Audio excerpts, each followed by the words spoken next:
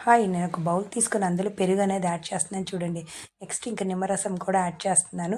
నిమ్మరసం యాడ్ చేశాక నెక్స్ట్ చూడండి 1 స్పూన్ అల్లం పేస్ట్, 1 స్పూన్ కారము, 1 స్పూన్ సాల్టు, కొంచెం గరం మసాలా, హాఫ్ స్పూన్ పసుపు అనేది యాడ్ చేసి, 1 స్పూన్ ఆయిల్ కూడా యాడ్ చేసి అదంతా బాగా మిక్స్ చేసుకొని పన్నీర్ అనేది యాడ్ చేసి పన్నీర్‌కంతా అదంతా కోట్ చేశా చూడండి. 5 మినిట్స్ రెస్ట్ ఇచ్చాక ఒక పాన్ పెట్టి అందులో ఆయిల్, బటర్ ఏసి ఈ పన్నీర్ కోట్ చేసిందంతా దాంట్లో యాడ్ చేస్తున్నాను చూడండి. ఆల్రెడీ నేను వెజిటబుల్స్ చాప్ చేసుకున్న ఆనియన్స్, క్యాబేజీ, క్యాప్సికము ఇంకా అవన్నీ యాడ్ చేశా చూడండి. ఇంకా టమాటోస్ కూడా అదంతా 5-10 మినిట్స్‌లో మొత్తము కర్రీలాగా అదంతా దగ్గరికి మిక్స్ అవుతుంది చూడండి.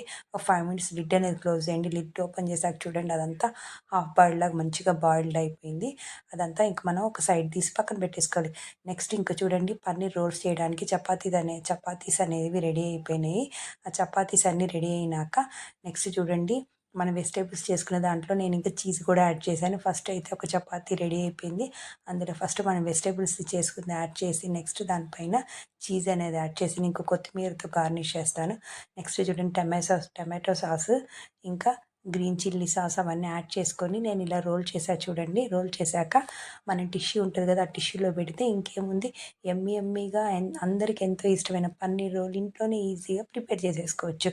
ఈ వీడియో కనుక నచ్చితే లైక్ చేయండి. టేస్టీ పన్నీర్ రోల్ కామెంట్ చేయండి. ఇంకా బాయ్.